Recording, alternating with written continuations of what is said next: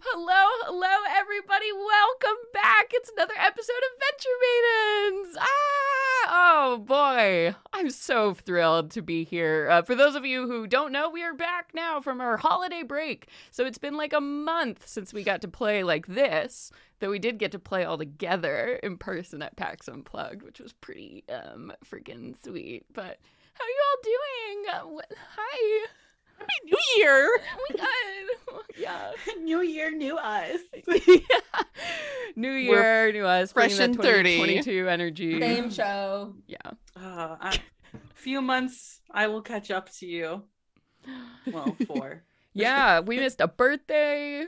Sage had turned dirty 30. I'm not sure how much dirtier it could get, but we're gonna try. And a new year happened, and holidays happened, and wow, PAX Unplug happened since last time.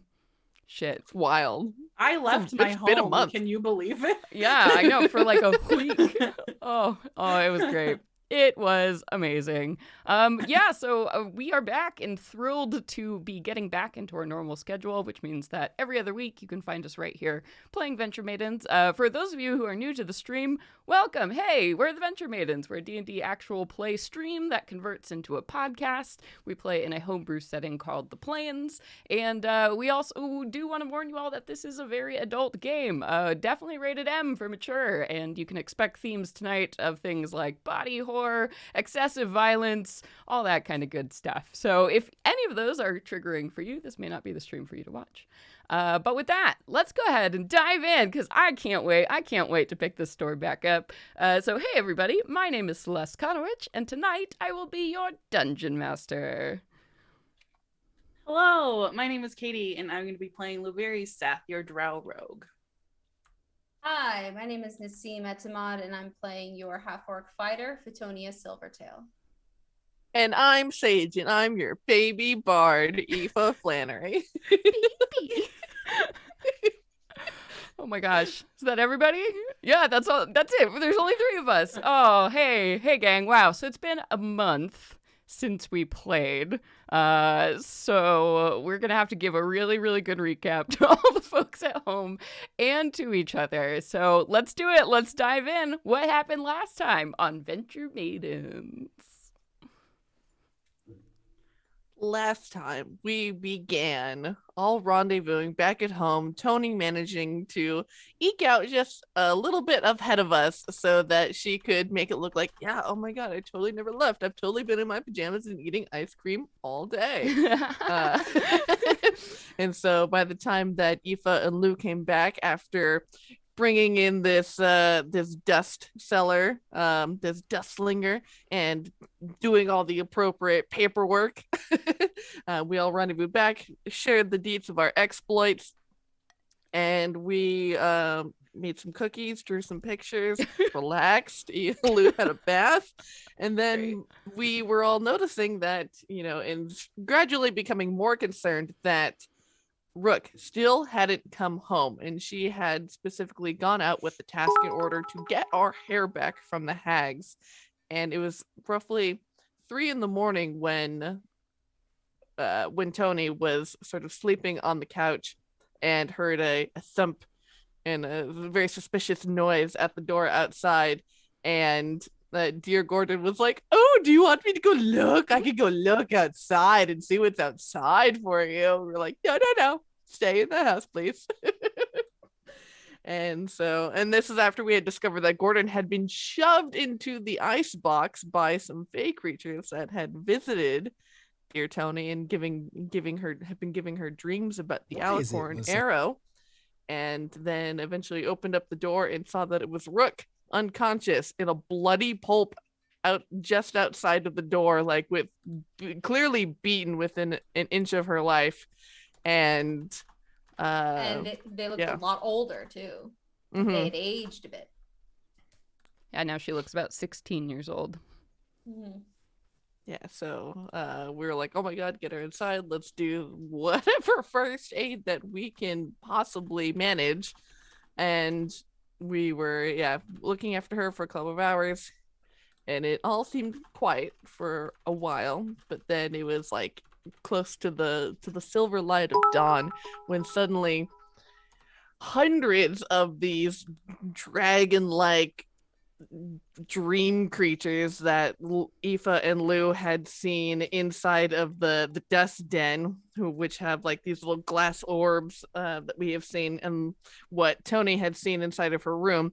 Hundreds of those started swarming onto the house and pecking with their little beaks to try and get in when we had noticed rolling forward, thumping from a distance, was this giant, huge cloud creature with this triangular face and great, gigantic horns that was like 30 feet tall and had this like ichor sort of like leaking from its like neck and mouth, and it clearly saw our house and is now barreling towards us.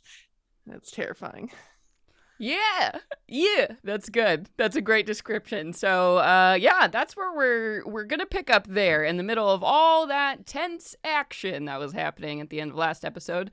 But right before we do that, we have some housekeeping to do, because at the very end of last episode, there was a chain of letters that actually kicked off our darling Lou's heroic destiny.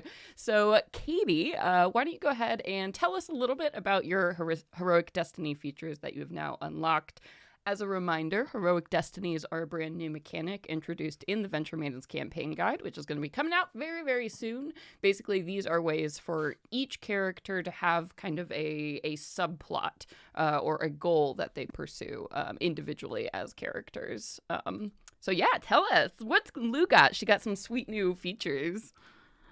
So not to brag, but I am becoming a virtuoso. Yes, of course. So basically, when you choose this destiny, you're deciding that you want your character to be somebody who wants to achieve perfection at a particular skill. So Lou obviously is going to be cooking. Mm-hmm. So what she basically has to do in order to fully realize this is become like the best at the world at her chosen thing that she wants to do, and has like an extreme intense desire to do this, which sometimes even will like trump other things in their lives when they're prioritizing. So it's a big commitment, but I'm willing to do it. And so in order to start this, what those chain of letters basically did is it gave me my prerequisite where I need to basically have a platform in which I can like demonstrate and practice my skill for people to experience it, which in her case is going to be starting out with this food cart. So the first benefit that I get from it is called focus. And as long as I have at least 1 minute of uninterrupted time to focus on a task at hand, I get to treat any ability check that I roll of a 9 or lower as if I had rolled a 10. So if I got time, I'm going to be good at it. Yeah. But basically, as long as I'm not like being attacked or attacking, I can take that time and get that higher roll. And then my second one is called inspired work. And so because I have this dedication to my cooking craft, it becomes so good to the point that it's inspirational. So once per day, you can use this skill in order to give one person a point of inspiration. So for me, it can be creating a meal, or it can be wielding a weapon that you forged if you're doing, that kind of thing, whatever, fits what you're choosing to become a virtuoso in. If you have some kind of interaction with it or give that interaction to somebody else, they can get that point of inspiration. That's so cool. I love how inspiring we all are. Yeah. So Luke could like make Tony a cake, and Tony eats the cake and gets a point of inspiration because it's just so fucking inspired. Here's a chocolate cake. It's not like it hasn't happened before. Cake has that power. Cake does have that power. I can do incredible things with enough cake. Hell yeah. So Lou now is officially on that heroic destiny. So that means Tony has achieved tier 1, Lou has achieved tier 1, and Aoife, you're gonna be coming up next here, starting on those super cool journeys. Also, we are level 3 now. We discussed all of like the benefits and stuff at the beginning of last episode, but there was one slight change that I wanted to make everyone aware of to the fighter subclass that Tony has. So a small correction and an upgrade on the Legionnaire fighter class. So you still have Enduring Vigor now that you're 3rd level, which is basically where you can travel for up to 12 hours without incurring exhaustion. And so you're really good at going just for a long time. And then the big other thing that got updated is the Living Bulwark feature, which is the other 3rd level feature that you do get. And basically, at 3rd level, you have learned to shelter yourself and those around you from harm, and you can use a bonus action to take a special defensive stance until the end of your next turn. And then you and all allies that remain within 5 feet of you while you're in that stance gain a +2 bonus to armor class for the duration. And when an ally is hit, you can use your reaction to basically cause the attack or spell that would have hit your friend to hit you instead. So essentially you are like prime defense. You're like whoever's standing next to you, you are in the way, you are blocking them, you are just like, you are a brick house. Mm-hmm. She's a brick. Thank you. House. Oh, that song. Yes. So good stuff. Just wanted to clarify that. So housekeeping done. Were you ready to jump in? Ready to jump in to everything going on? Try not to die. Let's how was your day? Let's catch chat. up first. No, let's chat. How are you Some feeling cake. today? Let's check in. Love it. No time for pleasantries. So you all are currently standing in like the living room of the chicken hut. Things have gotten pretty bad. Next to you on the couch by the fireplace, you have a very unconscious Rook, who some of her surface wounds have been healed now by Aoife's magic, but not nearly enough to heal the extreme amount of damage she has suffered from whatever beat her the hell up before getting here. So she is out. And as a reminder, as Gordon had informed you last time, since Rook is the only one bonded to the house, she is the only one who can move or command the house. So you are stuck here right now. And the sounds of tapping and scratching from the hundreds of these long serpentine things that float through the air that now you've seen a few different times. They're swarming on the walls, on the windows.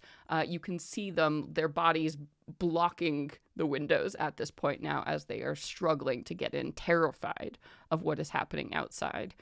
And through those glimpses of those bodies, you had seen, yes, this gigantic, strange creature that appeared to be made out of silvery mist heading towards you. And you can feel the ground shaking now with each step as this thing is sprinting towards the house. What are you all doing in this moment? Well, we already checked in on Rook and tried to address her wounds as much as we could. Yeah, and you also tried to wake her up, and she just needs rest and time, or magic that you all don't possess to get her back up. All right, thoughts, team? I should have written to my mom more. No. I mean, that thing is 30 feet tall. I don't know what the fuck it wants from us. If we go outside to try to deal with that, though, we have to be okay with the fact that there's gonna be a bazillion of these worm fuckers coming into the house. Because there's no way at least some of them aren't going to get through, even if we do that thing like when you're letting the dog out where you squeeze yourself through the crack in the door. Yeah, they're basically like snake bodies that can fly through the air. So there's some are going to get in. Can I make I want to say a survival check from my military training to see if like I got any kind of information on a fey creature like this or fey creatures like this anywhere else in the world? Just what have I learned in my days? Sure. Yeah, I'll accept survival for that. Okay. Oh. Oh, 19. Okay. Ooh. So I don't think your training with the Eldrin military would have really told you anything about what to do like in this in this particular situation. I don't think you know much about these creatures other than the things you all have learned and told each other at this point over, the 10 episodes so far. But you have had training, like if you are stuck, barricaded inside, basically. And so, I mean, the best thing to do when you are holding down defense is to stay inside, that, and try to board up what you can and where you're going. And until this creature outside makes its intentions clear, staying put is probably the best thing to do. It would also occur to you that these creatures, it's a little bit weird that they're all trying to get inside the house, especially if they are running from this thing in particular, because they could just keep flying on through the forest. I mean, running around in a bunch of different ways. There's plenty of places to go. So they clearly want or need something inside this house more than they fear whatever is outside, which is interesting. Yeah. Guys, we definitely should see if that creature can actually come in or I don't know, interact with the house. We shouldn't move. Let's probably turn off the lights or something. But I think all these other little wormy guys are trying to, for some reason, hide in here when they could just keep running away. I don't think they came here by coincidence. What if they're trying to signal that they need our help to go out in there and help that poor thing? I mean, look at it. It's like leaking horrid sludge. Like, maybe, well, because they've come to you before, they know where you are. You helped an alicord. Maybe they're trying to summon us to help this thing. I mean, it's gotta be. So we just let them all in? You want to let all of them in here? I mean, we can do our best to try and keep them out, but I think we should first try and understand what both of these things want from us and each other before we take any action. I think our move is to observe first. Lou just kind of let it draw a little closer. Peeks her eye back out through the curtain, and she's like, "What is this neck situation? That looks like some magic shit. Aoife, you ever seen this shit? What is that?" Sorry, I'm cussing, guys. I'm really stressed. I think in this moment, so you pull back the curtain, Lou, and you point at the thing, and you do get a glimpse of this thing that is taking these long leaping steps, getting closer and closer to the house, and the whole ground is shaking every time it does so.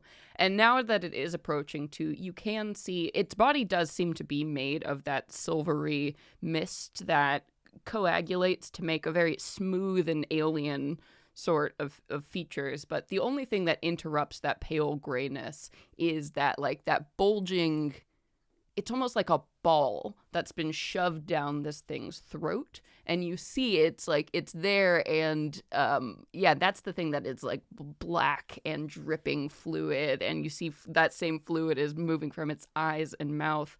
And again, it occurs to you haven't heard this thing say anything or make any kind of noise other than it's running, and as it's closer it almost seems to be choking on whatever this black fluid is. And you take all of this in a moment, and then an eye of one of these snake-like creatures slams against the window right there, kind of blocking your view from the other side of the glass. And Aoife, you get a very strange sense of deja vu. Like you're trying to remember something that you learned. What do you think Aoife would use to try and recall something?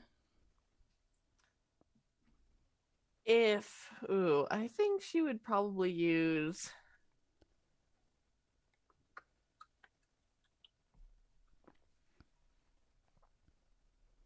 I feel like it who I feel like it would be performance because Mhm. in those situations Sell where it to me, you're Bard. in those situations where your younger sibling falls out of a tree and they're crying and their arm might be broken, you just like, oh, so it's that stalling until you can remember what it is that you're supposed to do in an emergency situation by being like, look over here, I'm doing this thing. All You're right, totally okay. okay. All right, you're playing it cool. You're playing it cool. And fake it till you make it. So go Mhm, ahead and mhm. make me that performance check. 17. Okay. So before we continue on with this scene, Aoife, you're looking at this thing and it suddenly occurs to you, you're like, that's where I've seen it. It was that dream that you had in those weird hours, where Tony was still up and Lou was walking around the house before you had found Rook. You got a couple hours of sleep. Mhm. And in that time, you had a very odd dream and totally, went out of your head the way dreams do until you're looking at the face of this thing and it flashes back. So this dream, Aoife, it started out, you found yourself standing in a cavern of some kind. And as you look around, you're totally underground. You're in a cave, and the walls are made of this beautiful, like, shimmering crystal. It almost looks like ice that make up the walls. And it's dark behind you. But in front of you, around the corner, you can see lights, like teal and green and jade colored lights of Mhm. something in the cavern just beyond. What do you do? Oh yeah, she would definitely go immediately towards the lights, and she would summon her own like fairy fire to like sort of to make similar Mm-hmm. patterns. And it absolutely does. You recognize spot on that fairy fire matches your own as you walk around the corner. And I think what you see would be strange to somebody who isn't dreaming, but you're dreaming and things just make sense. And so this cavern that you see in front of you, this crystal cave here, set into the floor is a pool from which all of these different colored lights swirl. Instead of liquid, it's like these little sparkles of just motes of light drift up. And Mhm. by this pool, there are two benches.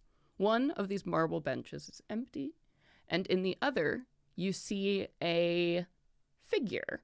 It appears that they have like a normal human body, but where like a human head would be, instead it's a dragon's face. And it's long, has a long pointed snout and long whiskers that seem to twitch of their own accord, and head fans that look very, very Mm. similar to those creatures that are now swarming outside your house. And this Mhm. figure is wearing a fluffy, ratty pink bathrobe that you have seen your grandma wear every day of her life. Amazing. And this figure, this dragon-headed man, looks up at you and nods pleasantly and extends a normal hand for you to take a seat on the far end of the pool.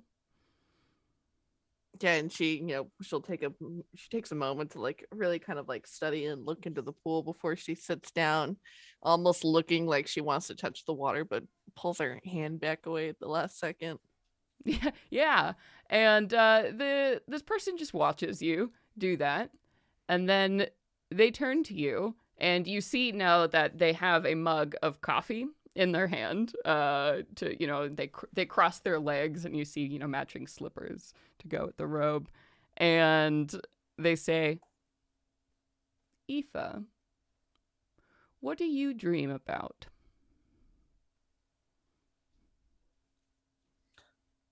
And she kind of looks just kind of befuddled, like, what an odd question to ask me. Well, But it's not odd because you're in the middle of a dream and shit like that just makes sense.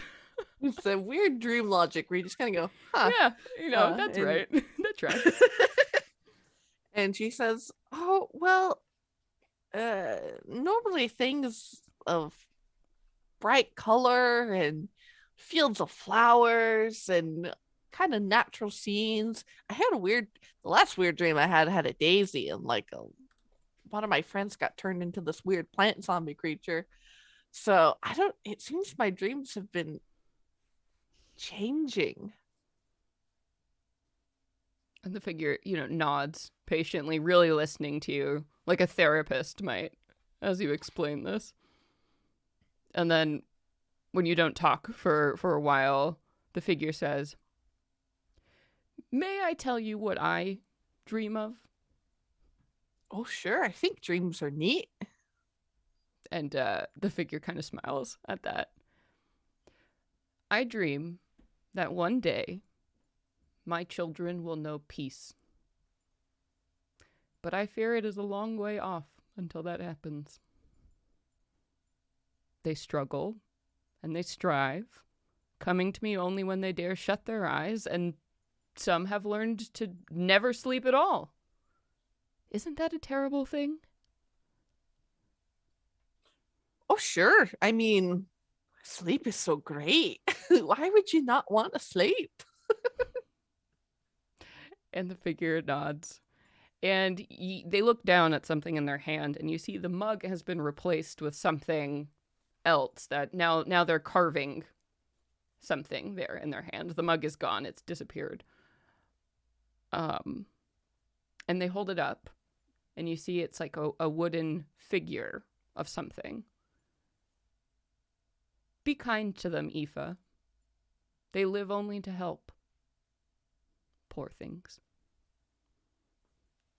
They're shaking off a little bit of dust on this figure.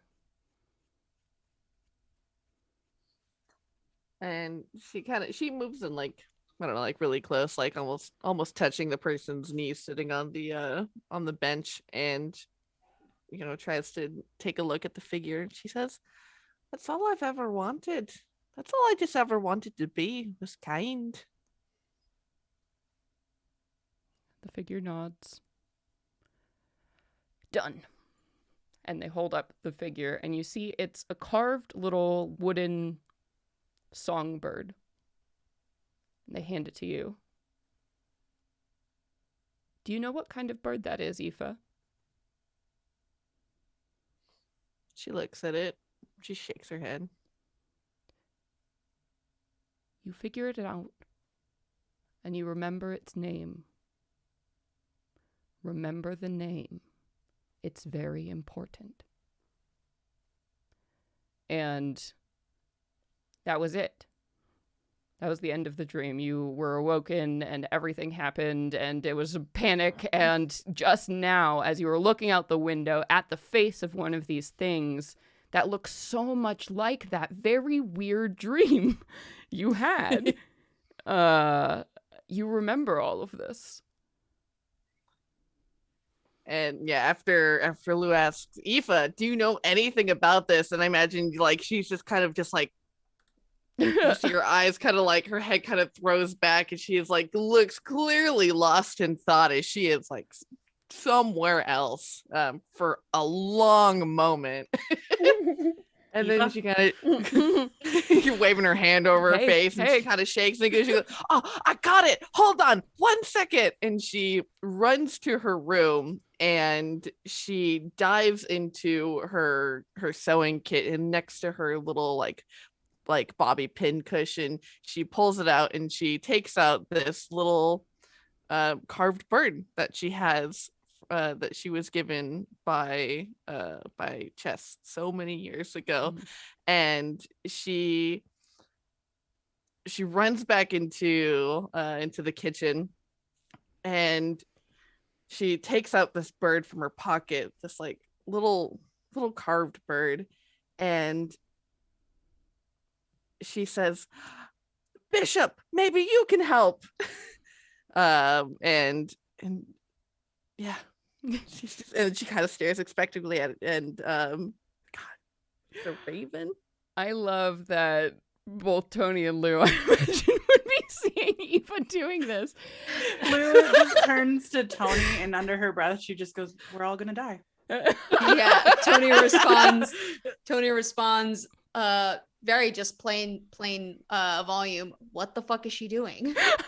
What? Look, I had a weird dream last night, and apparently dreams are like more powerful in the Feywilds or something, but these things are trying to help us. They don't mean us any harm.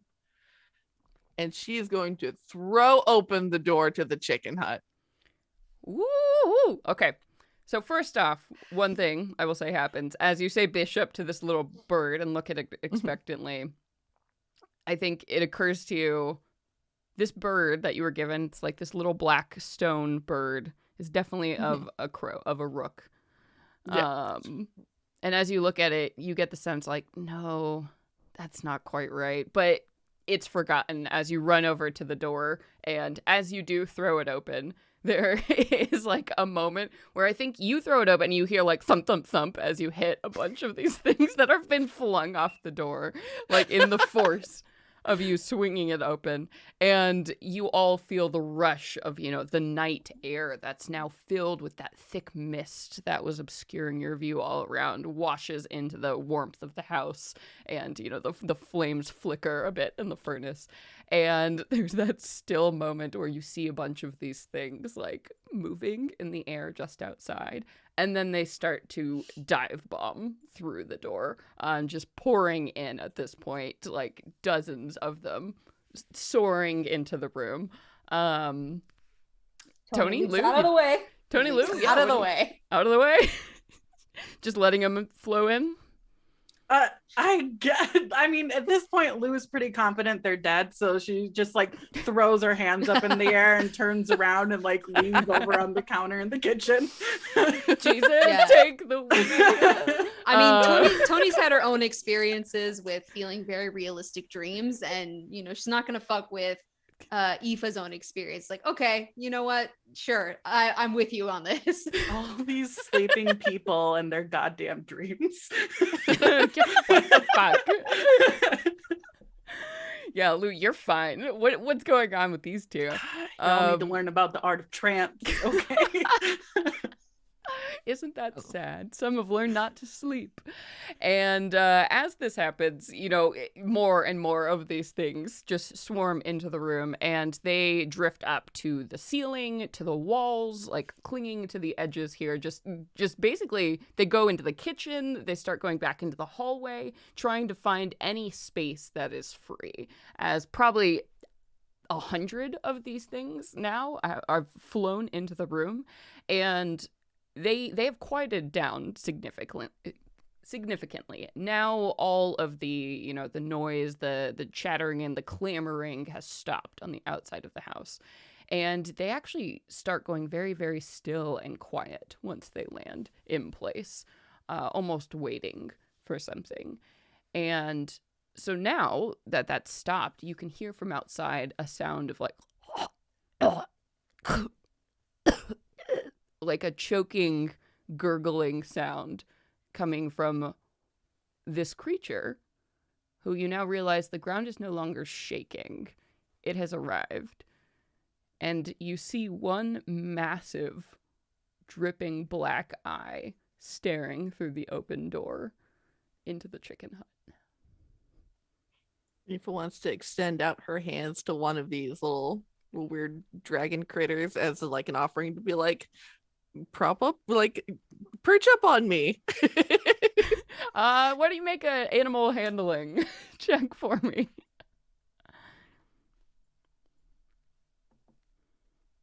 Damn, these new dice are sweet. That is a 16. Okay, yeah, so you reach out a hand to this thing, and it, pulls away at first, like you're gonna hit it, or it doesn't know what you're doing.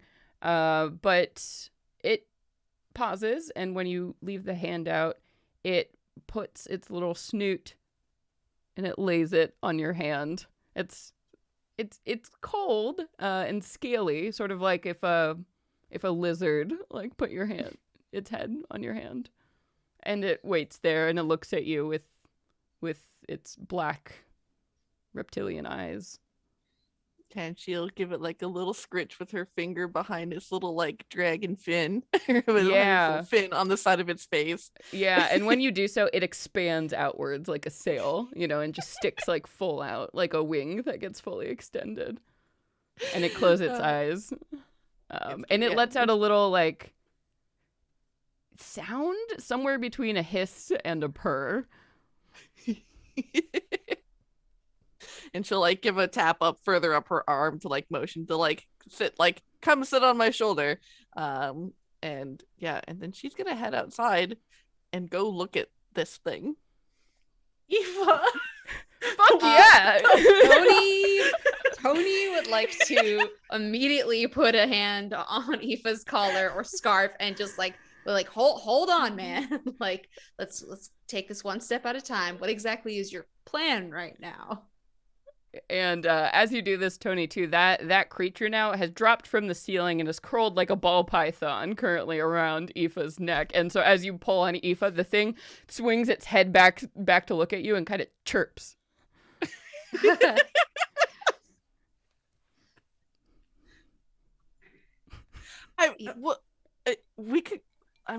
It knows we're here. I'm sure we could talk to it. I don't think the thing can really say much right now, but I guess at least let's all go together. Like, tell us what you think we can do for it. Lou is gonna pull out a pair of glasses from her side pouch and kind of like adjust them on her face. And she's gonna try to use like the magic vision feature of one of her new gadgets to cast detect magic and kind of like try to focus in on like the black ichor aspect of this creature and see if it's like some kind of like spell or what school of magic possibly it is. Yeah, for sure. So you do so. And this is a very cool gadget thing from the new subclass, Covert Operative. So as you put on the glasses, does anything happen? How do you imagine that you see magic or that it looks to you? Because this is new. This is a gadget that you made. So how does that work? Yeah, I think that on the sides of these glasses, which are just like your classic big round spectacles, but she's put like cute little like rose twists at the edges of them, and each little rose functions as a sort of button on the side of it, so she can decide what kind of feature she wants to implement in her glasses. So she presses in one of them and you just see the lenses on them kind of flare up with this opalescent sparkly sheen to them when she's using the magic vision feature. Neat. So these glasses. Huh? What was that? I said tight. Yeah. At a very Sailor Mercury moment there. Yeah. Hell yeah. Yeah, so you fiddle with these glasses, and I think this is your trial run after inventing these things and putting these things together, and I think you are thrilled when you start to see that the world, it's almost like you have heat sensing over things, because you see everything normal except for like this little kind of sparkly sheen over everything. It's all like a little bit out of focus. But as you look at this gigantic creature, you can tell that the creature itself, it's a creature. It doesn't have a magical signature. But whatever is sitting in its throat, you see something like a small object is lodged in there, and it is radiating the gold of like an artifact level magic item. And you can't tell the exact shape because it's like moving and stuck and inside this creature, and it's hard, but you can tell it's something you could probably hold in the palm of your hand. Okay. It's wedged in this creature's throat, and it is definitely the source of whatever.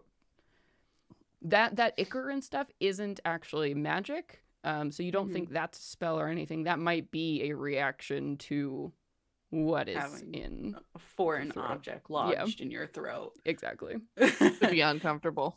Yeah, and she will turn them off really quickly.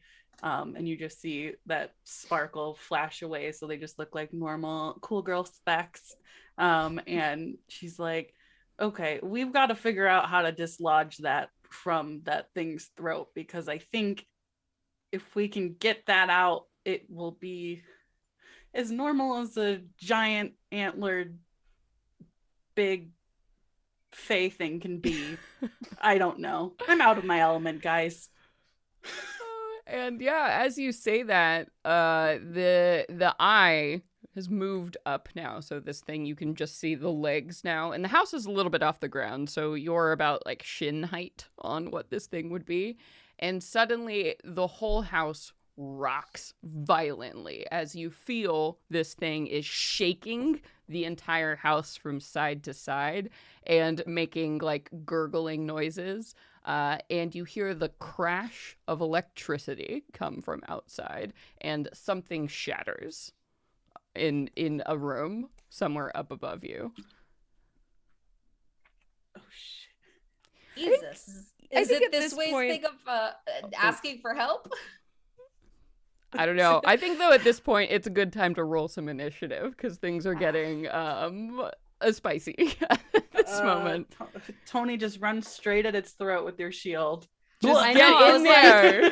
Did I just go to the roof and slam down on it? Oh shit, I think Just I like got gravity one do its thing? from my 23 class. for Aoife. Holy crap, Eva! Whoa. All right, we're not Tony here to got a fuck around. 15. 15. Okay. Well, that sucked, but I get to use my always prepared trait from my new subclass. And that too is now a 10, which means I got a 13. Hell yeah! All right. Okay. Cool. Well. So Aoife, you are gonna have the first move. And then it's gonna be me, and then Tony, and then Lou. Is the order here. So before we dive in, I'm gonna refill my drink. Be right back. Nice. This little cottage has to have like some brambles we can climb up, right? That's the aesthetic. Because otherwise, is it Rook's room that's upstairs? Mm-hmm. Because she gonna be real mad if we go through her room. Yeah, well, Rook is dead. Pretty He's much. not dead. Don't say that. I mean, if we take stuff, we could totally just put it back. It wasn't us who went through everything. It was just the shifting of the house when we were under attack, protecting Mhm. you. Yeah. Mm-hmm. That's The boat fine. got rocked. That's all. We can't help that. Yeah. Oh, was the door locked? Did we ever check? I don't think we ever shook the handle To No, her room? I No, don't we think- just like knocked out. because I feel like that's definitely gonna be a locked door. And I don't want to waste time running up the stairs to run down the stairs. We're not. There's no monks in this party anymore. We're slow. I got wee legs. Why legs? I'm gonna see. I'm probably gonna try to climb up. Oh my god, she's gonna make me roll athletics. Fuck. Maybe I'm not gonna do that. I can give you a bardic inspiration die.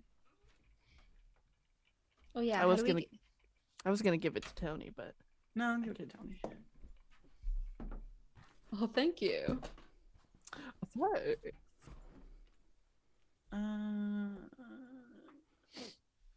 I don't know. We'll see what happens. We have a killer strategy. Well, Totally. I live for it. you know us and our strategies. Never just run in screaming. See, chat, this is why I get up to go get I drinks. would never. To let them plan. The plan is to run in screaming. Oh, good. All right. It's just always what I said a lot of the day, at least. Okay. But no, well, instead Yep, Aoife will not Aoife. be screaming. Okay. All right. So, all right. So looking out the door, Yes. is there? All right. So is there any way that I could touch the creature? I think you would have to leave the house to be Okay. able to do so, because right now it is standing by the house and shaking it, but it has so much range. It has like 10 foot of reach at this point, so it is harassing the door from outside. So you would have to exit the house and move like 5 feet towards it. Okay.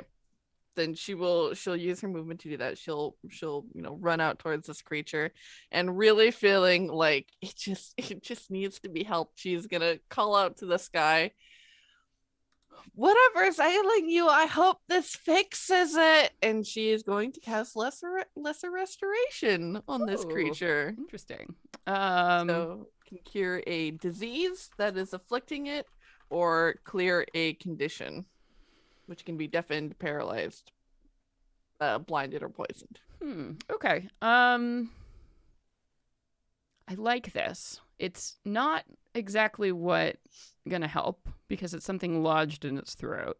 Yeah, but I mean, she has no idea about that. But so I think what happens, so you reach out and you run to this creature who now is, so it's very tall. So it is sitting there crouched on its knees right now, bent down, and you can see it was, yes, absolutely shaking the house from side to side. And as you run up to it and like touch the gray, almost rubbery material of its leg, curling mist like dry ice, and it moves down your hands, and you realize that this thing isn't completely solid as your hand passes through it.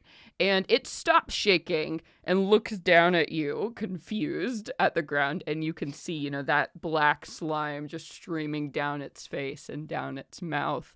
And as you do this, it looks at you, and you can see for an instant as your magic takes over, it shakes its head from side to side, and the black ichor clears, and you can see behind it these like blue eyes, like a pale blue moon looking at you, and just the pain and like just suffering in this thing's face clears for just a moment, and it looks like it's trying to speak to you as it and points at what's in its throat and taps it. And as that happens, though, almost immediately the black starts to filter back in, and it just takes over, completely washes over the blue, and you see these crackles of electricity start to move up and down its body as it didn't quite work. You saw a glimpse, though. Yeah, she'll shout out in Sylvan and to motion like, "Kneel down, maybe we could get inside." And then she's gonna look. Mouth. This your aunt wants to rip your throat float. No, go to the back of the throat. And then she's gonna point back at Tony, and you feel the clover in Tony's pocket warm up a little bit as you are donned a gift of bardic inspiration. Yeah. Oh, so warm and fuzzy inside. Thank you. Yes. Is that it for your turn? Yes. So this thing, as the corruption seeps back over it, it stands up very suddenly, and it begins to stamp its feet, just in anguish, in rage, in just all the emotions that come with being just so distressed. And you are right in its way, Aoife. So let's see. 24 to hit. So one of those big old like feet, and the legs are bent backwards, similar to a satyr's. And so this thing actually has hooves. So one of these big hooves comes striking down at you. So that is going to be 8 points of bludgeoning damage. And where it makes contact with the ground, a bunch of this silvery mist, like blue electricity, comes like shooting off of this thing. So you're going to take an additional 2 thunder damage as it rattles the ground. And you all can feel that from inside the house, the ground shaking as thunder strikes. But that's not all, because another bolt is going to be coming from this thing and fires at the house once again. So, yeah, the house can't move, so it's going to fail. Yeah, and you all... So Tony and Lou are standing inside the house. The house shakes again violently, and you see a bunch of the creatures on the ceiling. They, like, tremble. Like if somebody was electrocuted, like they shake in that way, and you smell kind of burning flesh, but they cling fast to the ceiling, and you don't hear any damage from the house, and you all do not feel any lightning effects. These creatures seem to have absorbed it for you. Why you gotta make me feel bad for calling them worm fuckers? It's my job to turn things on their head, so it's my job to subvert expectations. So, Tony, with that, we come to you. So, the door is still wide open, so you can see what just happened outside with Aoife. You probably didn't see that moment of clarity, that glimpse into the true nature of this creature like Aoife did, but you did see it come down and stomp on your friend and then throw a lightning bolt at the house. Yes. But I feel like it'll probably help if we try to help it first too. Maybe it can't really control what it's doing in its current state. So looking at it from inside the house out the door, can I really tell like what a good angle would be to, cause my goal is to run at it screaming, but with my shield to like basically pound the obstruction out of it. So from my vantage point, where's a good place to do that? From the roof, from the second floor? Yeah, so you could climb up to the top of the chicken hut. I imagine that the hut itself is like a nice little kind of cabin cottage thing, and then at the very top there's almost like if you put a windmill on top of the house, there's like this cone kind of structure, and it does have like a little fan up at the very top of it. So you could definitely climb up there. From that point, you would have to like jump onto the creature, or I mean, you could get some height that way. I would say using an action, you could probably climb to the top of the house. Okay. Then that's what I'll do. Okay. Let's see. Yeah, okay. So you get out. Go ahead and make me an athletics check. If you do well enough, I'll just say this takes your movement. Okay. Oh, damn. 9. Okay. So you have bardic inspiration. Oh, that's right. I'm do. so inspired to save this creature. Okay, that's better. 19. Okay, with the 19, so you stick your head out, look up the chicken hut. It's got all these beautiful little, like, lovingly painted shingles and lots of nice decor and details that you can just use to, spider monkey climb your way up to the top of this cone structure here.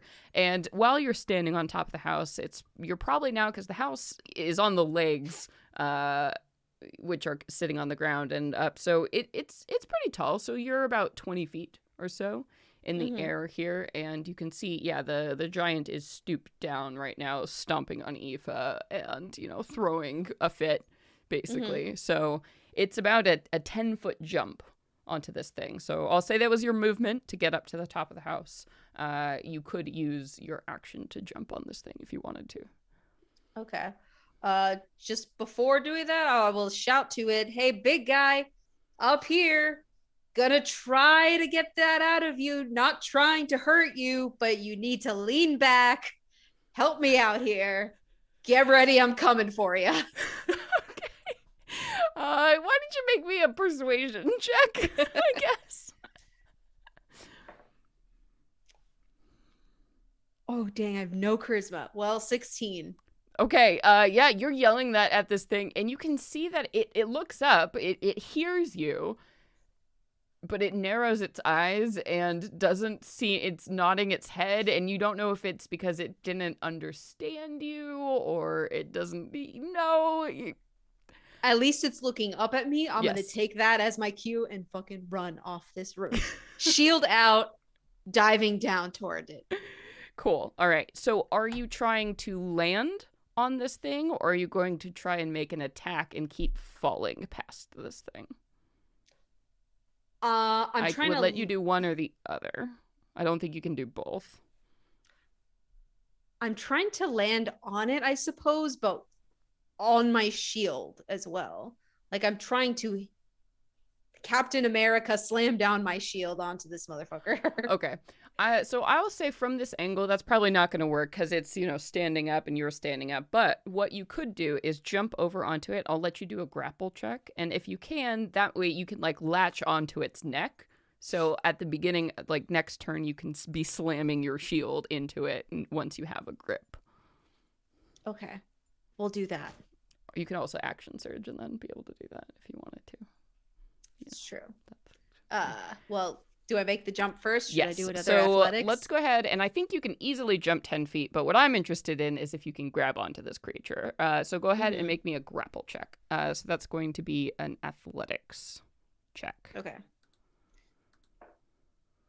Ooh, dirty 20. Okay. I'm pretty good at these. I'm strong. Well, I'm actually going to use my dexterity because I feel like I'm a big meat boy.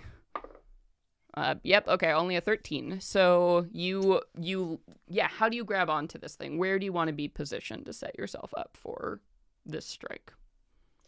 It's got to be from the back, something Heimlich-esque. So with one arm, I kind of hook around its neck to swing me behind it, and then keep that arm around it, and then reach over with the other hand. And let's fucking action surge. Hell yeah, man. Okay, so now with my shield, I suppose it's some sort. Would you call that another grapple or an attack? That's gonna be an attack. Okay. Ooh, what would I roll with my shield? A +2? Probably a +5. Yeah. For a regular attack. Yeah, just use your normal attack bonus. So it's going to be your strength modifier plus your proficiency bonus, because I'll say you're proficient. You're proficient with shields. Yeah. Then that's going to be a 15. Okay, nice. So as you slam into this thing, you definitely make contact with whatever is inside. You hear your shield, which is metal, clanging against something else metal that is lodged in this thing's throat. And you see the giant spits up a bunch of this black fluid in response to it, and doubles over winded as this happens. So go ahead and roll. Let's call it a D8 of damage plus your strength modifier. As you're throat checking this thing. It just horps on Aoife. Yeah. This is so great. This is what I get for trying to help people. Yeah, we're earning our body horror warning. Sorry, everyone. God. Do it. Ooh, what did you say? Plus my strength? A D8 plus your strength modifier. 12. Nice. Okay. Whew. All right. So you get a significant hit on this thing. And it's very odd because as you're striking it, it looks like its flesh it's solid enough for you to hold on, but it is partially incorporeal. So you're almost pushing through this wall of mist to make contact with this thing. So you can see that you have definitely moved this thing a little bit. It's not so... if the object was horizontal before, it's now more of a diagonal angle. So you're doing some damage. It is making a difference. But this thing is still very much enraged and ready to still raise hell. Anything else for you? I'm just going to keep trying to hold on to it. Yeah, for sure. That's about it. Yeah, so you have a great spot right now. You are attached to its neck. You're basically hanging at the nape of its neck right now. And then Lou, we move to you. Yeah. So I mean, I think it's fucking hilarious thinking about the viewpoint from this little open door. Oh yeah, you can see so little of what's happening. So you just get like splash zone wave of sludge. I got gacked. It got gacked. You got gacked.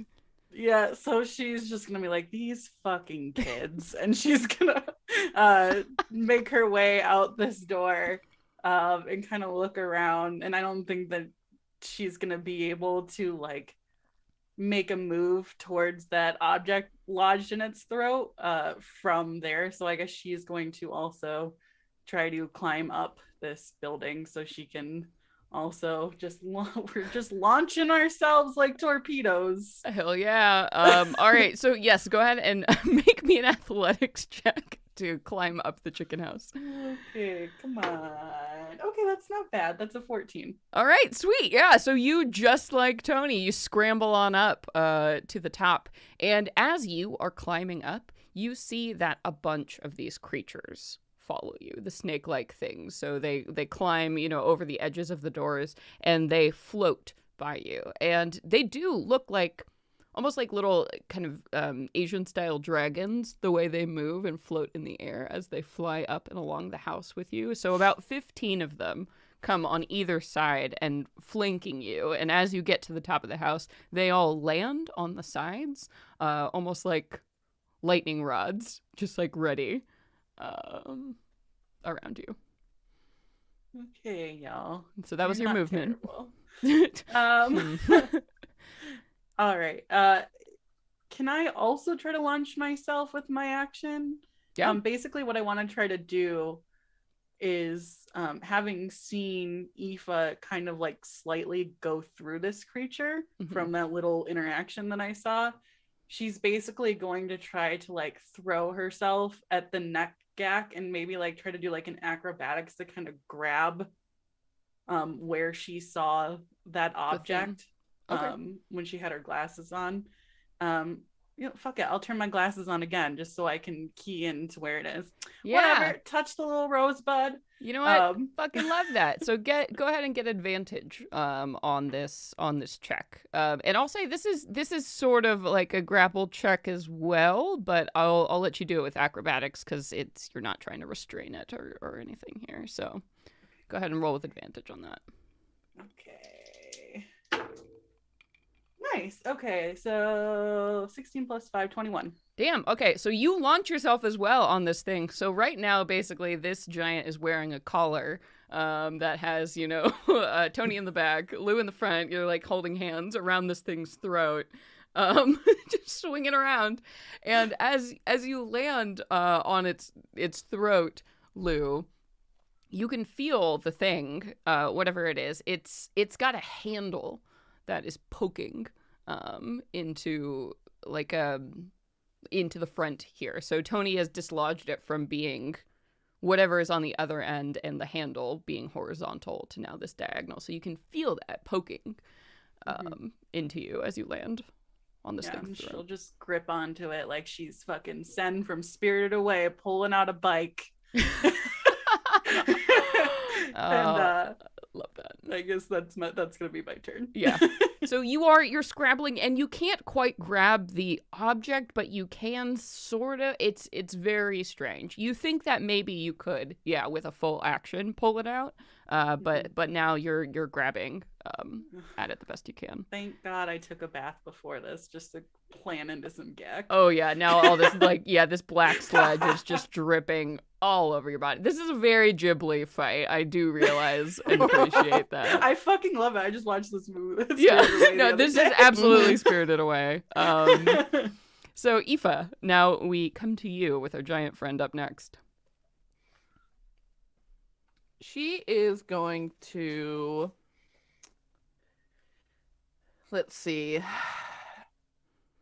since it seems pretty determined to keep thrashing and raging around, she is going to cast Bane on this creature. And so it has to make a charisma saving throw in DC 13, and if they fail, then they'll subtract a D4 from all of their rolls. I got a 12. Aha! So yeah, so like all these like little tiny like the little fairy from Zelda, these like little annoying versions Hey, come out and are listen! just No! yeah, they're shouting Shut like, up! "Hey, over here! Oh, look!" That's So it's like terrible.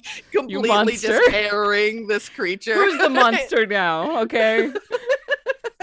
Damn. All right. Yeah, that's horrible. A D4 from. Yep.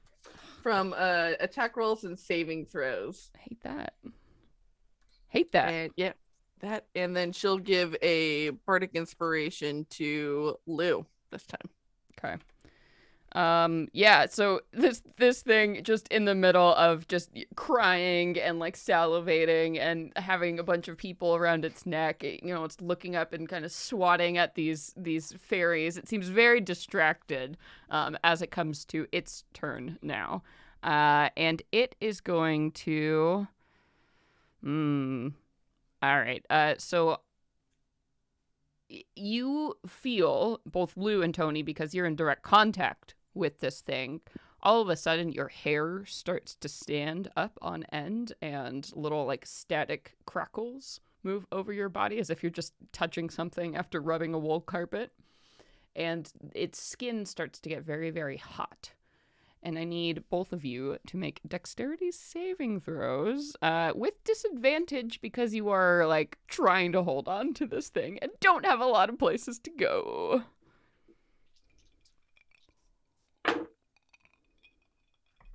I have to use a different die. This is I got unacceptable. a 17. 17. Okay. Rogues. That's good. 17 is a save. Shit.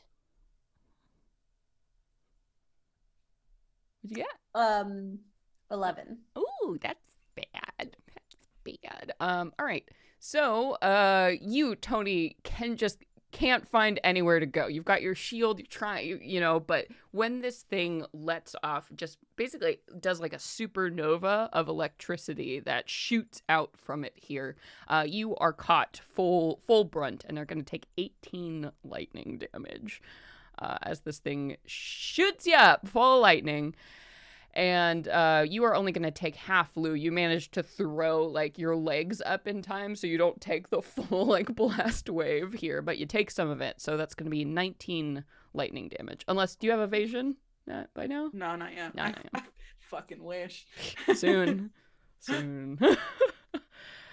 you get zapped as this thing just expands outwards with this burst of electricity.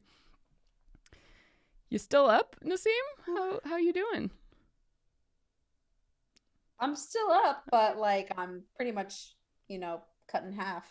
Yeah, that's okay. That was my big recharge blast. So hopefully you'll live. All right, but Tony, that's gonna bring us to you with Lou on deck. All right, well it's gotta be it's gotta be another maneuver, another Heimlich shield maneuver. Maneuver. All right, so this is gonna be your full ass attack. Go for it. Well, that's not gonna do it because that was 7. Oh dear. With all your stuff added up, just a 7? Yep, I rolled a 3. That's rough, kid. Nope. Nope. So you try to slam I'm into still shaking off. yeah, you're I'm like shivering from the shock. And also it's harder now too to hit the thing because Lou's there. So you kind of make a half-hearted attempt and you can't, and oh my god, your vision is now going black and white as you've just been shocked to all hell and you just can't make it work. So Lou, we come to you with Aoife on deck. Okay, I am going to use my starter inventory to pull out rope. And I am going to try to first give it a little wiggle, see if I think with my weak little rogue arms, if I think I can get it myself. But if it seems like it's pretty lodged in there, I want to try to tie a knot. You're gonna have to make a hell of a check to pull that thing out. Okay, yeah. So I'm going to try to tie a knot. Would that just be sleight of hand? Yeah. Around this handle. Okay. Yeah. Okay, That's gonna be a 16.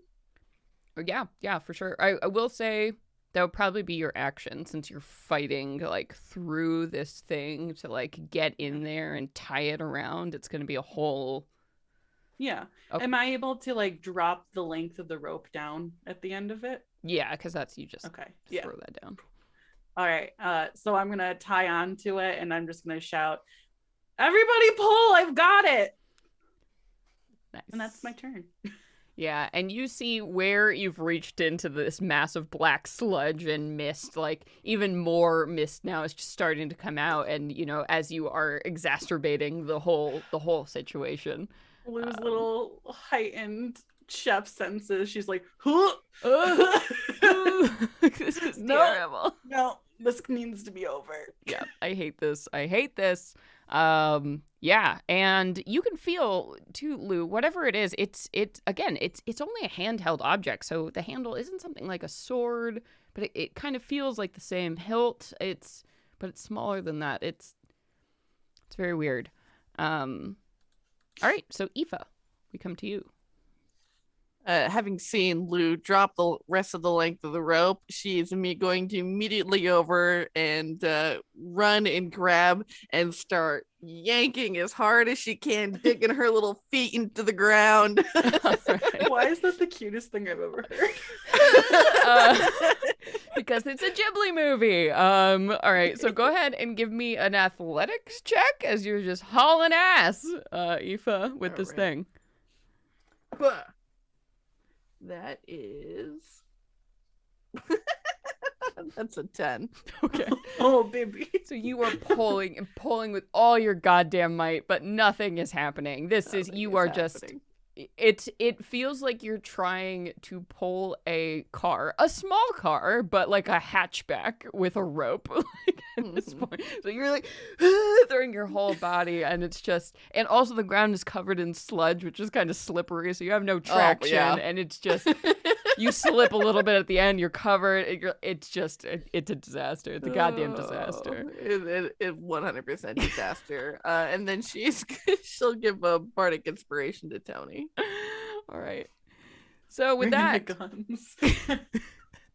it is our giant's turn with Tony on deck. So, oh dear friends, let's see if our lightning bolt recharges. It does not. Lucky duckies. So we're gonna do a stompy attack. Minus the D4. Okay. Oh, 4. So with that, that's gonna be a 13. Will that hit you, Aoife?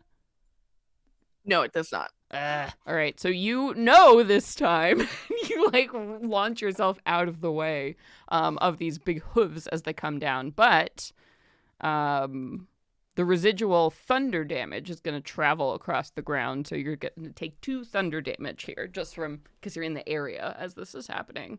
But you managed to avoid the big hoof foot.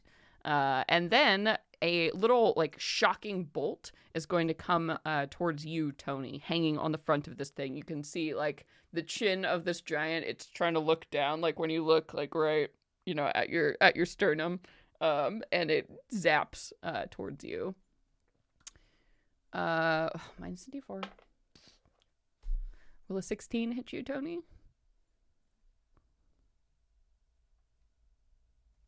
Yes, it will. Ooh. All right. So you are going to take 9 lightning damage as this thing zaps you with a bolt. Man. Still up? Still up. Woo! You feeling it though? You've gotten Just zapped barely. a bunch of times. She needs a fucking drink. Yeah, and you're hanging on like, whoa. You feel a rope like bouncing against the back of your head, and you're like, I just don't even know what to do. So that's gonna bring us to you though, Tony, with Lou on deck. She's getting off this goddamn thing. Yeah. And will go towards. Well, shout into the house, referring to the little wormy guys. Mm-hmm. Hey, you dream boys, can you come on out here and help us yank this thing out of it, please? And then walk over or run over to Aoife and start helping on the other side to put some resistance for Lou. Okay. So you're climbing down from the thing? Yeah. And I'm speaking to those creatures, assuming, I mean, I don't know what they are, but celestial, just because I don't actually know. She had some luck with the celestial creature before, and given that it's one of her abilities now that she's friendly with them, Just like do that. maybe they are celestial and will understand my plight. Why don't you give me a persuasion check?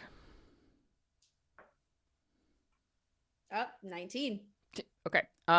You see, as you call to them, a bunch of like these little black eyes look at you. So like a whole stack of them kind of looking around the door. They don't seem to understand what you're saying, but they are listening to you. And you begin to see them start to drift and pour out of the house. And some of them float across the ground. And like 15 of them will land on the rope at various points. You don't know how. They don't have like legs or much to give them any leverage, but they land on it. So it's like you have now snakes that are just on clinging to the rope. You can fly, can't you? Fly in the other direction. And one of them looks back at you, and they all make those like little chirping sounds that they made before. Which you don't know what that means. You guys are super useful in a pinch. Oh boy. Okay, so you climb down. I'll say that's just your movement to do that. But are you going to try and yank? Yes. On this turn? Yeah. Okay. So go ahead and why don't you go ahead and roll with advantage on this athletics check because Aoife is also helping you. I will say the creatures cannot help you, unfortunately, but they're 18. here for moral support. 18. Nice. So go ahead and roll me a d8 of damage with your strength modifier. Ooh,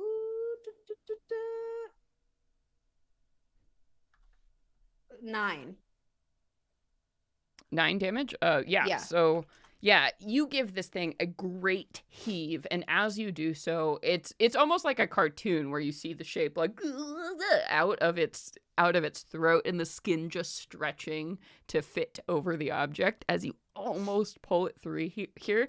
And as you don't quite get it with that heave, another spray of like black pours out of this thing and it throws its head back, clearly in pain, as you've definitely done some work dislodging it, but it is still stuck in there.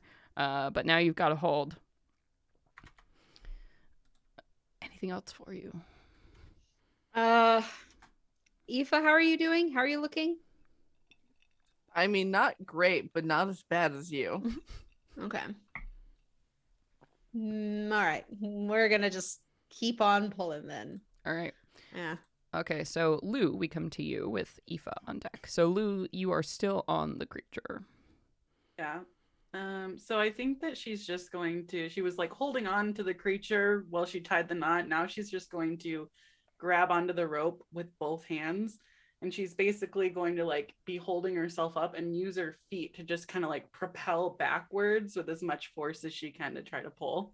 Yeah, cool. So why don't you go ahead and give me an athletics with advantage then, since you're setting yourself up for leverage.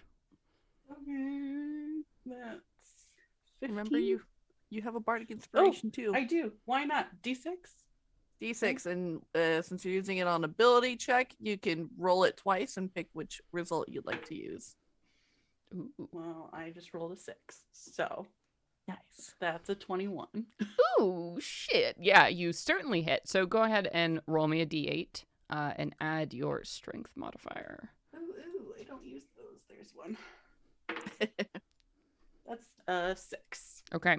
So again, with a mighty burst, as you're rappelling down this thing, you pull, and now that, you know, all your friends and all 3 of you are pulling, you're starting to feel whatever it is, like, is moving up towards this creature's mouth. So with another mighty heave, you do some work, but it's still lodged in there. And you can hear now this creature, the sounds it was making before were just choking noises. Now it kind of makes a it's like making more noise, is able to get out. So you're starting to clear the airway on this thing. And Aoife, we come to you. Oh man! All right, we're still trying. Well, actually, first she's gonna use her action because seeing that Tony looks pretty beat up, she's going to extend out a hand and give you a cure wounds, which will heal you for 6. So not fantastic, but you're alive. Is something. Thank you. Oh fuck, my back. God damn it. That will be her turn. Okay. So then we are coming to the giant's turn.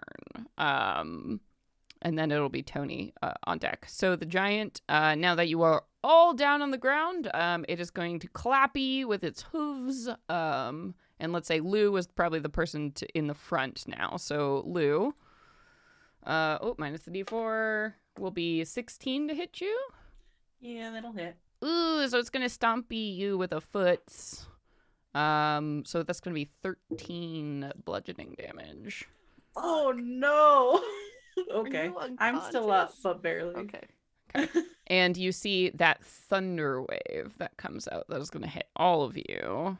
Oh no. But as that wave comes and it would travel over the ground, these creatures that have been like hanging onto the rope drop to the ground, and as they fall into like the mud and the sludge, you see their bodies like fry as they take the damage for you and dissipate into little motes.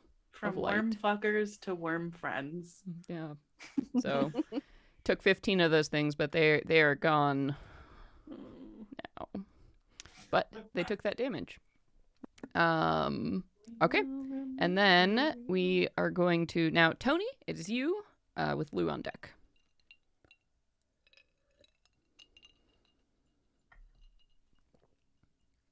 Okay. One more yank. I think we're almost there. Yep. So roll with that was- advantage because you now have, your two friends helping you, so you've got the momentum. All right. Hell yeah. Oh, hell no. Okay. So that hell yeah is going to be actually 14. A 14? A 14 is still enough. Still enough to hit this thing. Ooh. So you go and you get that yank on there. So go ahead and roll me a d8. Give me that strength mod. 4. Okay.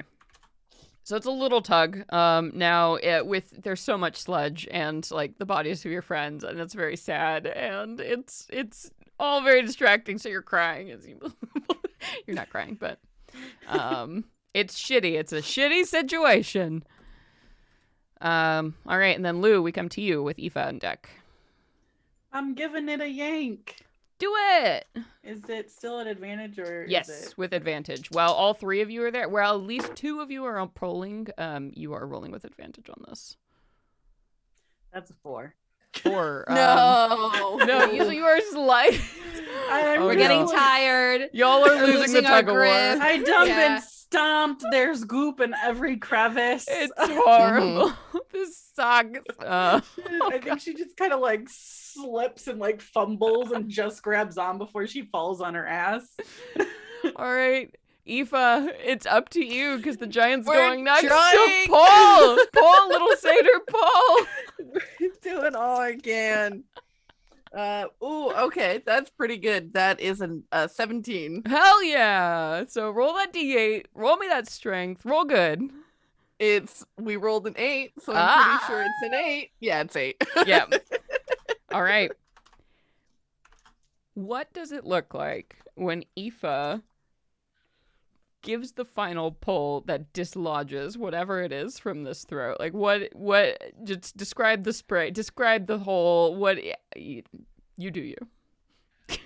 So just seeing that, we're starting to falter a little bit. It's getting hard, like just harder and harder.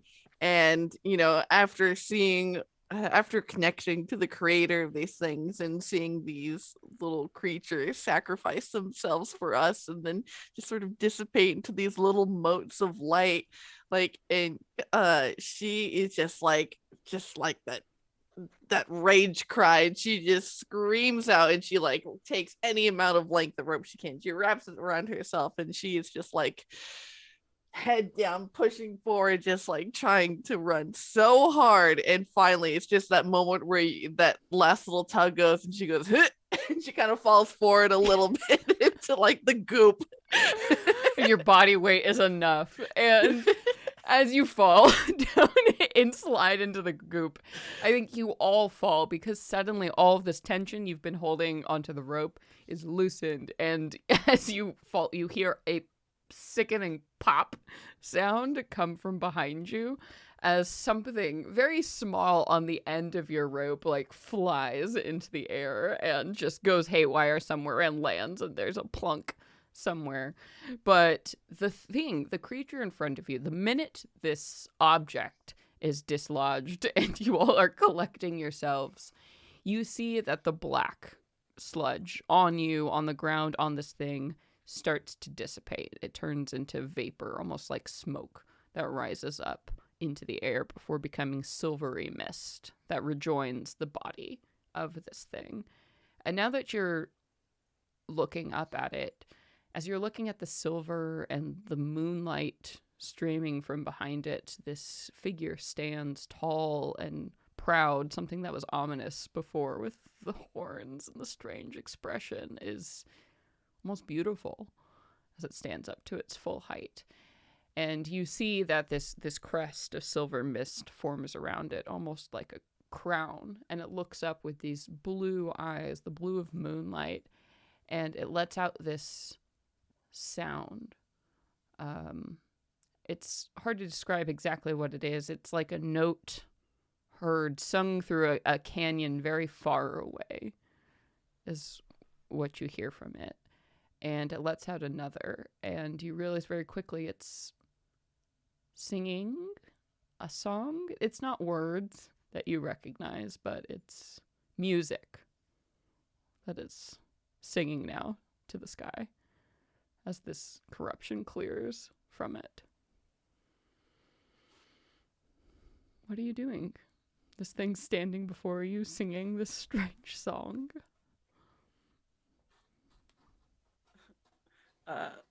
Lou is just like standing back, like just staring up, like the adrenaline is slowly coming down, and she's just like,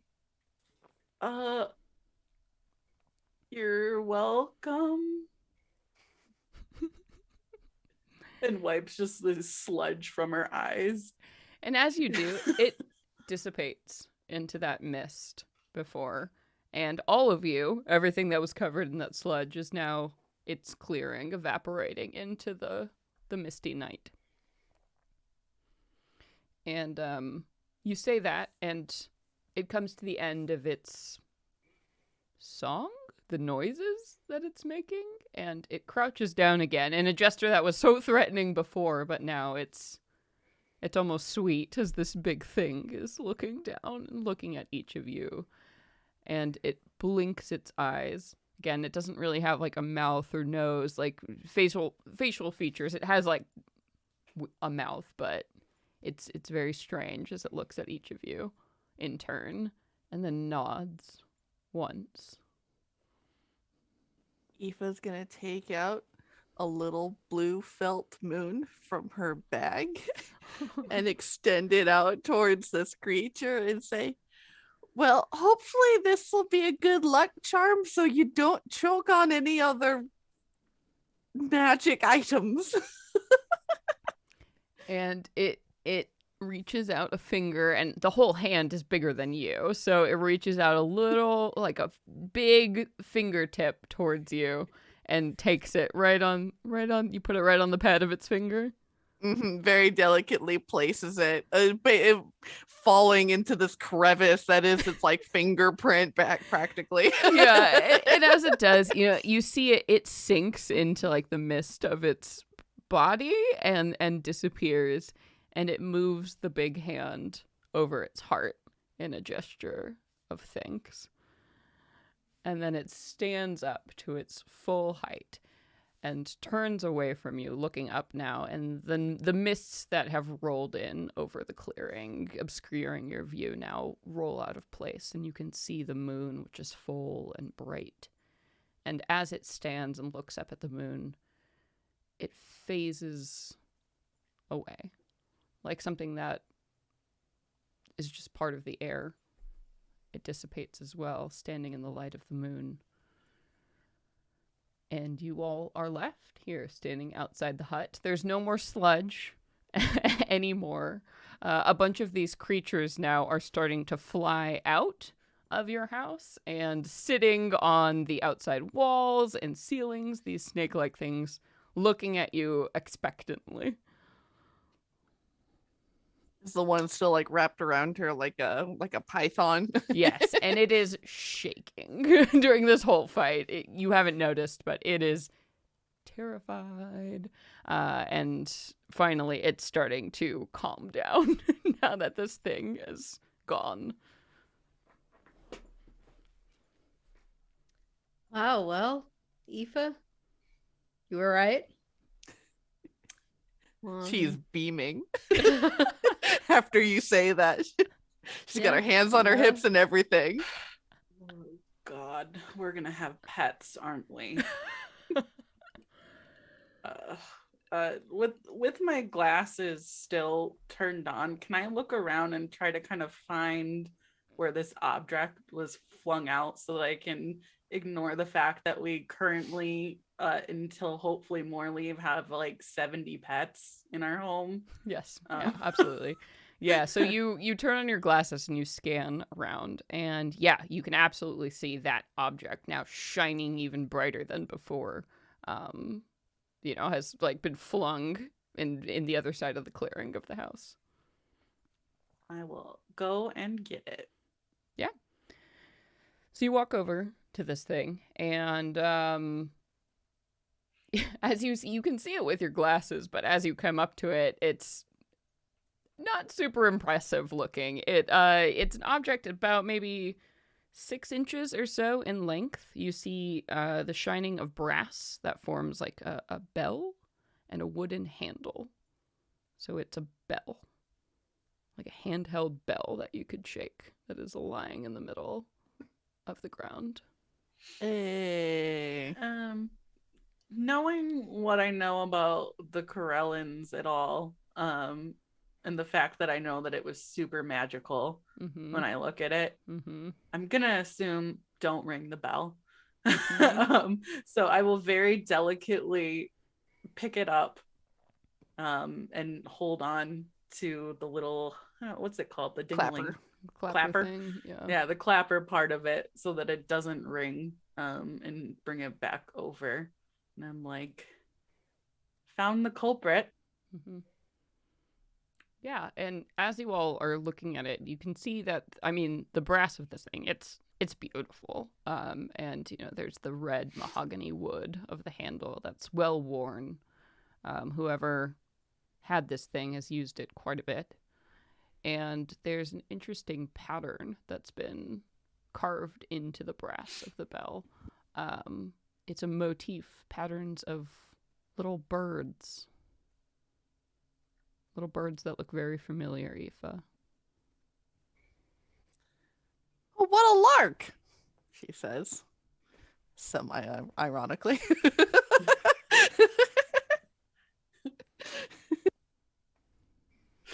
Lou just kind of furrows her brow, exhausted, and she's like, here, you kids like bells, right?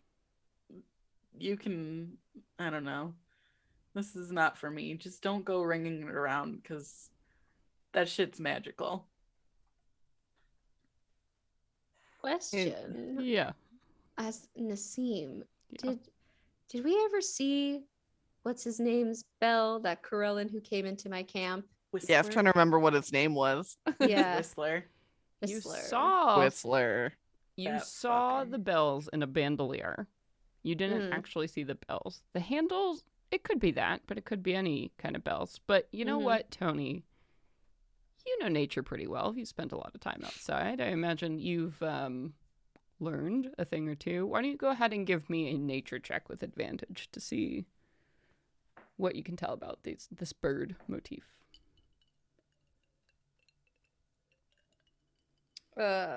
16. You recognize the birds that are on this bell. They're little songbirds. In fact, a very particular kind of songbird called a whistler.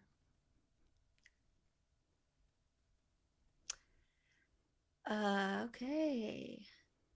You guys know much about birds?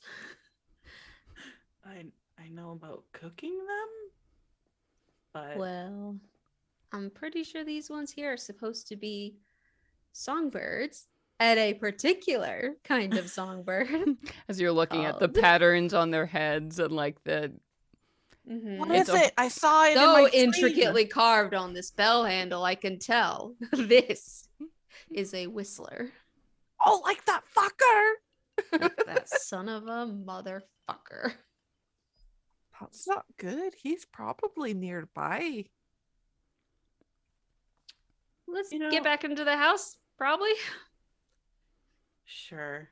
I just can't fucking believe that you would see and hear a creature like that and try to harm it.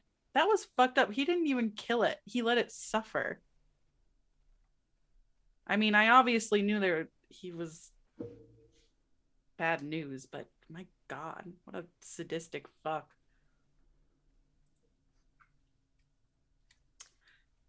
Yeah, I don't imagine he has very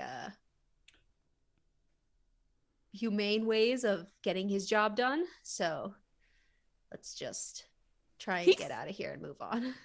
He threatened me with that. She Sure looks did. disgusted.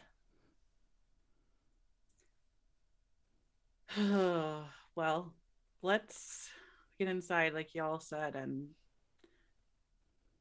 I need maybe another 5 baths and then I'll make food. I know the goop's not there, but mentally it's still everywhere.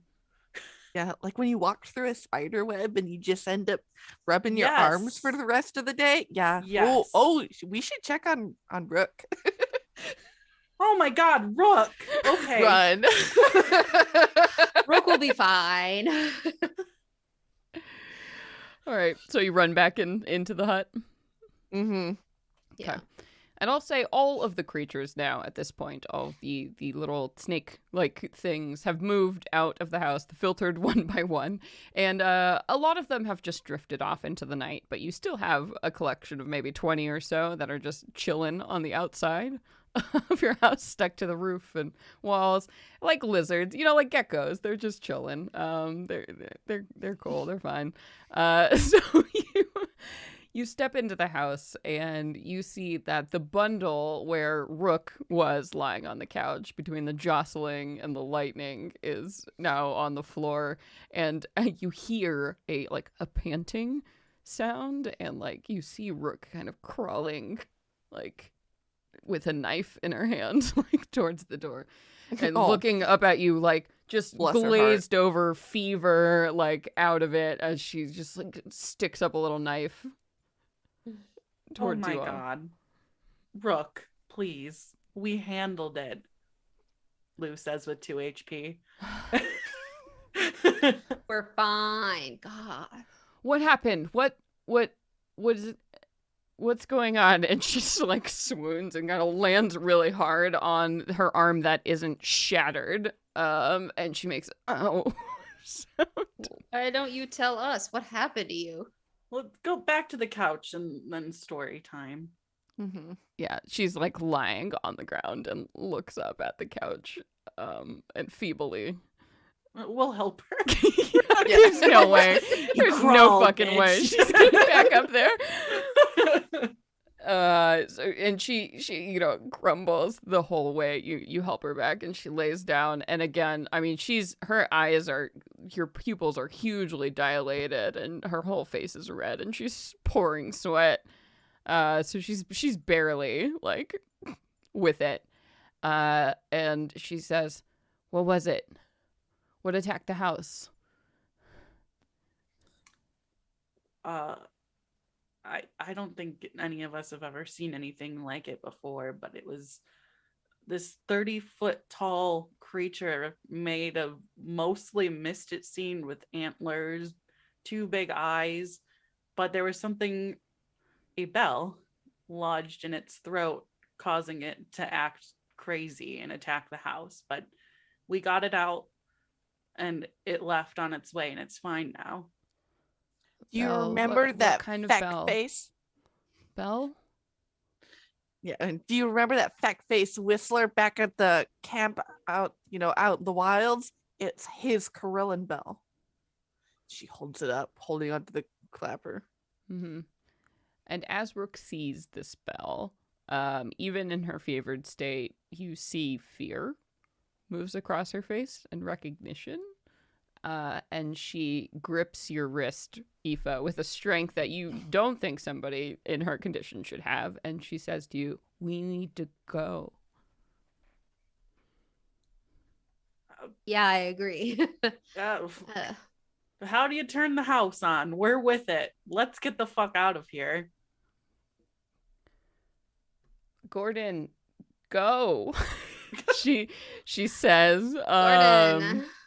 And there's you hear from somewhere, you don't know where you hear but where? And Rook looks at you all just like she has no idea. You can see her eyes, one is starting to blink than the other. She's like barely conscious.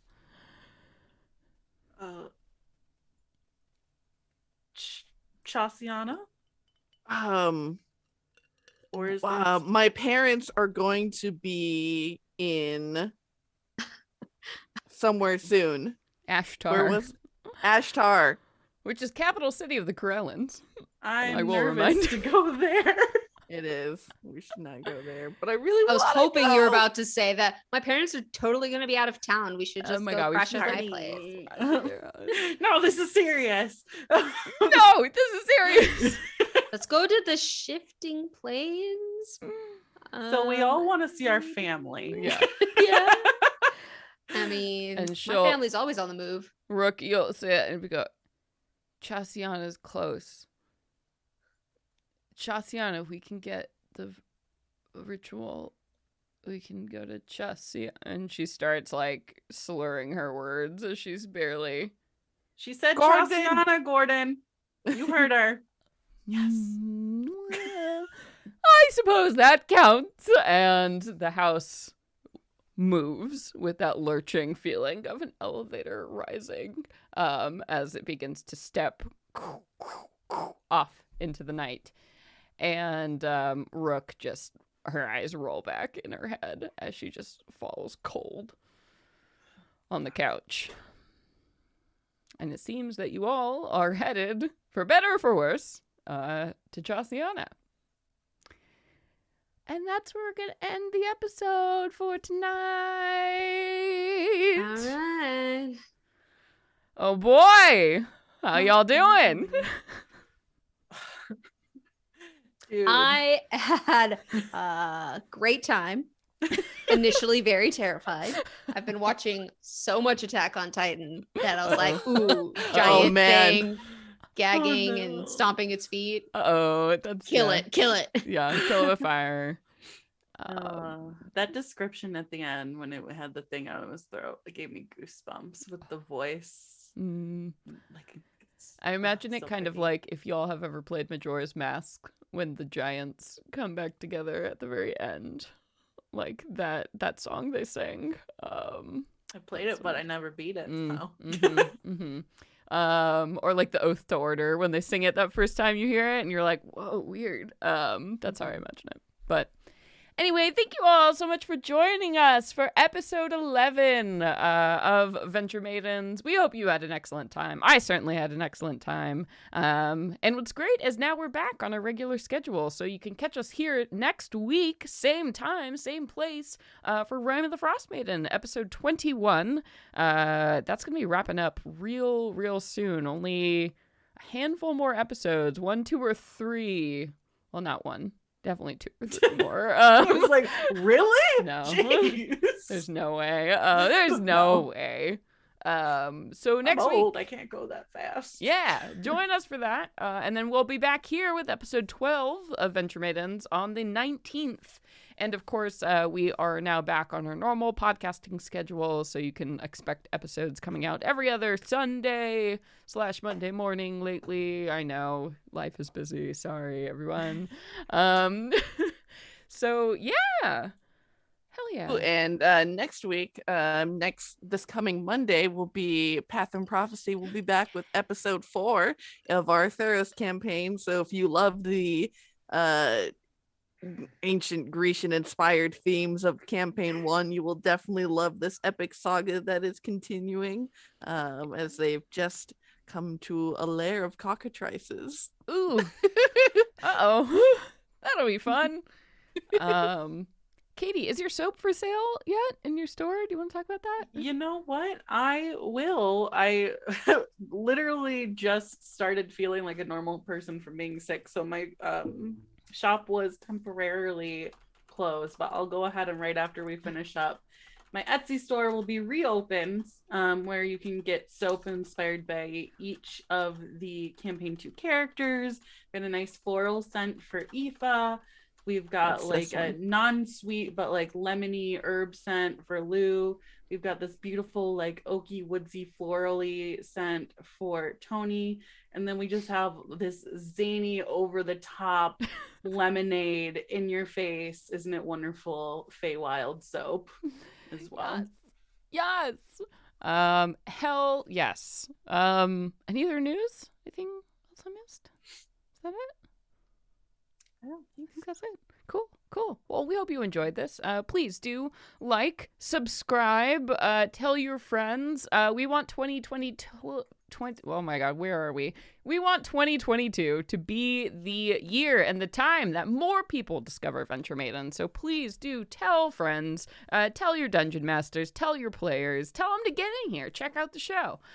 We would super duper love that. We're also recommending that new folks start with campaign 2 just because of the clean, shiny audio. So go and spread that word. Also, if you haven't heard, you can now leave podcast reviews on Spotify on the phone app, not on the computer app.